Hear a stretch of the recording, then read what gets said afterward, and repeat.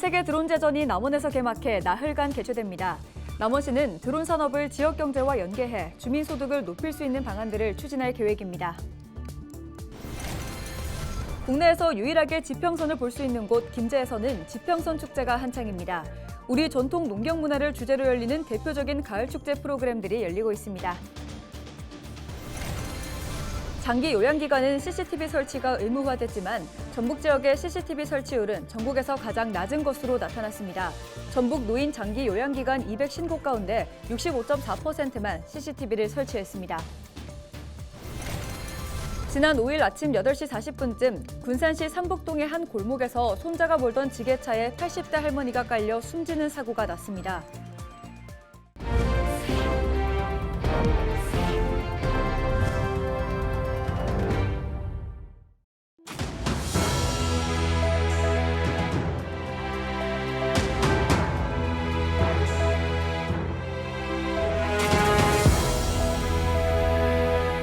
시청자 여러분 안녕하십니까? 헬로티비 전북뉴스입니다. 세계 드론 제전이 남원에서 개막해 나흘간 개최됩니다. 남원시는 드론 산업을 지역 경제와 연계해 주민 소득을 높일 수 있는 방안들을 추진할 계획인데요. 김남호 기자가 보도합니다. 2023 세계 드론 제전이 열리고 있는 남원 종합 스포츠타운입니다. 이번 행사장에서는 세계 드론 레이싱 대회와 드론 축구 대회를 비롯해 다양한 드론 스포츠를 즐길 수 있는 프로그램들이 진행됩니다. 드론과 항공산업의 현주소와 미래를 살펴볼 수 있는 전시장도 마련됐습니다. 드론을 활용하는 서비스가 앞으로는 더 많이 발전할 예정입니다. 드론은 하드웨어적인 측면보다는 서비스와 소프트웨어적인 측면이 굉장히 발생 가능성이 높기 때문에 이 방향에 포커싱을 두고 남원뿐만이 아니라 다양한 지역에서도 드론을 활용한 교육, 대회 이런 것들을 활용해서 할 수 있을 거라고 충분히 저는 가능성이 있다고 봅니다. 드론을 이용한 스포츠와 첨단 무기체계, 스마트 농업과 배송 시스템도 행사 기간 선보이고 있습니다. 항공 우주 체험과 드론 제작 체험, 메타버스와 인공지능 체험 행사 등을 통해 드론 산업의 대중화와 지역 산업 연계안도 제시됐습니다. 문화와 미래 산업으로 도약하는 남원에서 드론으로 하나 되는 글로벌 세상이라는 주제로 남원의 문화예술과 드론 레저 스포츠 강국의 면모를 알리는 계기가 되어 기쁘게 생각합니다. 세계 드론 제전 개최를 통해 무한한 가능성을 지닌 드론 산업과 첨단 미래 사회로 발전하는 남원을 만들어가겠습니다. 미래 먹거리 산업으로 불리는 드론 산업, 항공과 드론 산업 발전을 통해 지역 경제 활성화까지 이뤄낼 수 있을지 관심이 모아지고 있습니다. 헬로티비 뉴스 김나호입니다. 국내에서 유일하게 지평선을 볼 수 있는 곳 김제에서는 지평선 축제가 한창입니다. 우리 전통 농경 문화를 주제로 열리는 대표적인 가을 축제 현장을 정명기 기자가 찾아가 봤습니다.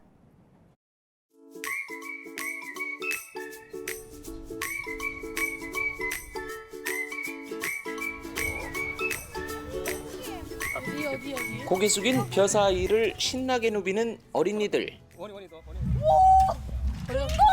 큰거 두 마리. 이리저리 뛰는 메뚜기 잡는 재미에 시간 가는 줄 모릅니다.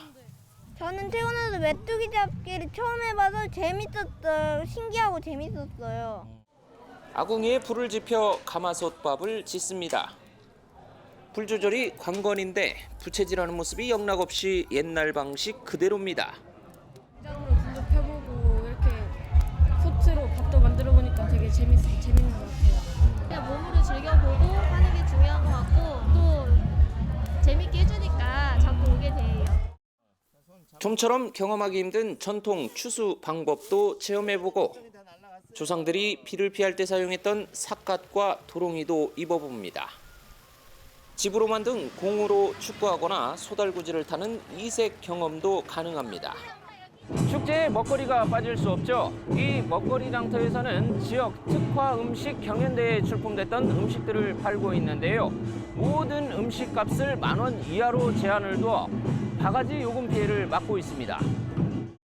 올해로 25번째를 맞은 김제 지평선 축제는 옛 농경 문화의 진수를 만끽할 수 있는 50여 개 프로그램이 마련됐습니다.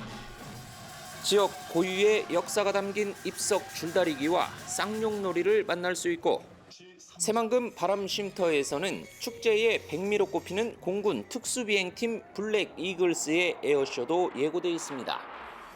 주 행사장인 벽골제를 벗어나 김제 시내에서는 인기 가수들이 참여하는 공연 등이 줄지어 펼쳐집니다. 가장 한국적인 농경 문화를 바탕으로 안심하고 즐길 수 있는 건강한 축제로 준비하였습니다. 많이들 놀러 오셔서 멋진 추억 만들어 가시기 바랍니다. 대한민국 명예 대표 축제인 지평선 축제는 그릇에 넘치도록 많다는 뜻의 순 우리말인 안다미로를 주제로 오는 9일까지 이어집니다. 헬로티비 뉴스 정명기입니다. 6월부터 노인 학대 방지 등을 위해 요양원과 같은 장기 요양기관은 CCTV 설치가 의무화됐지만 전북 지역 CCTV 설치율은 전국에서 가장 낮은 것으로 나타났습니다. 서영석 국회의원이 보건복지부에서 받은 자료에 따르면 8월 말 기준 전북 노인 장기 요양기관 250곳 가운데 65.4%만 CCTV를 설치했습니다. 정부는 CCTV 설치비 80%를 지원하고 있고 올해 말까지 설치 기간을 유예했습니다. 지난 5일 아침 8시 40분쯤 군산시 삼복동의 한 골목에서 손자가 몰던 지게차에 할머니가 깔려 숨지는 사고가 났습니다. 신고를 받고 출동한 119 구조대는 심정지 상태인 80대 할머니를 인근 병원으로 옮겼지만 끝내 숨졌습니다. 경찰은 지게차를 운전하던 40대 손자가 할머니를 보지 못하고 후진하다 사고가 난 것으로 보고 있습니다.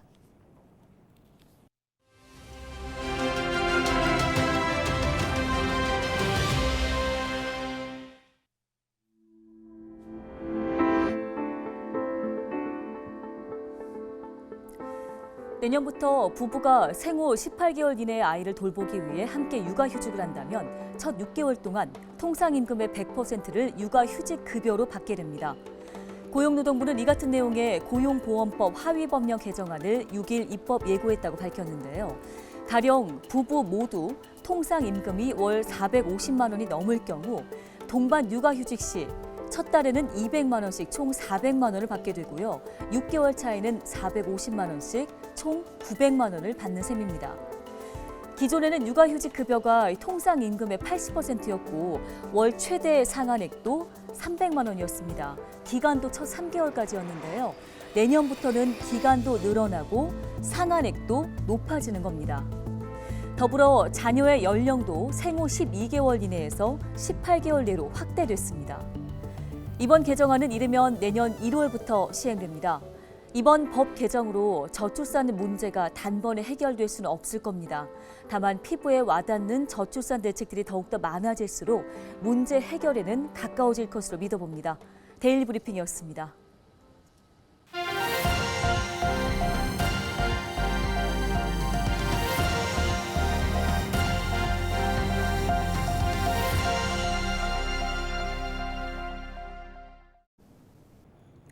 지역 소멸을 막아라. 케이블TV 공동기획보도 순서입니다. 인천시는 어촌에 정착하려는 도시민들의 주거 문제와 현지 적응을 돕기 위해 지원기관을 설립한다는 계획인데요. 하지만 지정만 해놓고 1년이 지나도록 첫 삽도 뜨지 못하고 있습니다. SK브로드밴드 김지영 기자가 취재했습니다.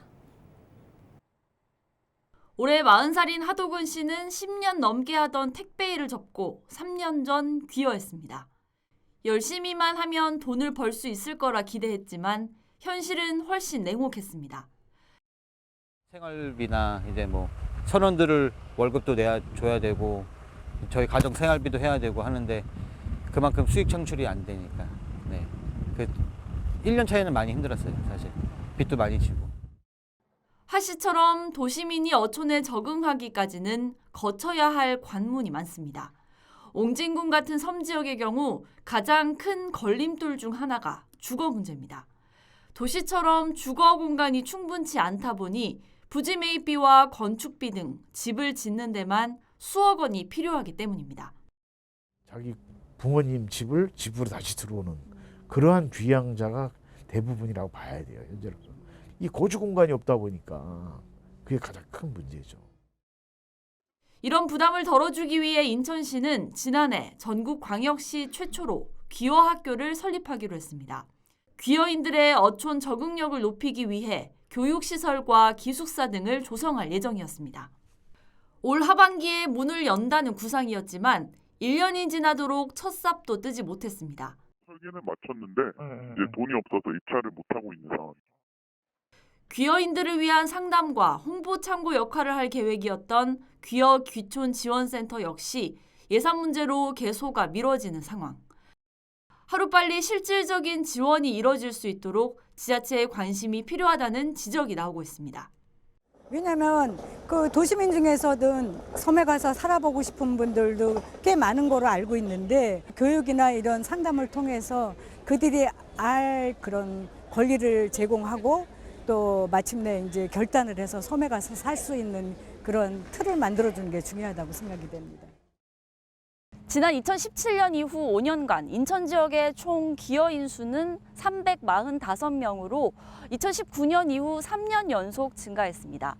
전국의 기여 가구 가운데 인천이 차지하는 비율은 약 9%로 전남과 충남 그리고 전북에 이어 인천이 4번째로 높습니다. 수도권이라는 특성상 인천의 귀여 귀촌지로서의 잠재력이 높은 만큼 더욱 촘촘한 지원이 필요한 시점입니다. BTV 뉴스 김지영입니다.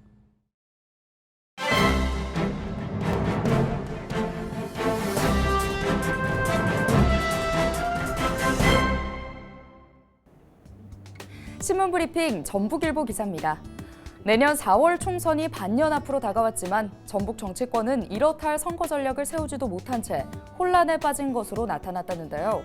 총선까지 고작 반년밖에 남지 않은 상황에서 도내 선거구 조정은 물론 최악의 경우에는 열석을 유지하지 못할 수도 있기 때문이라고 합니다. 특히 도내 총선 출마 예정자들은 더불어민주당 공천만 받으면 승리한다는 생각에 지역구 민심보다 당심을 우선시하고 있다는데요.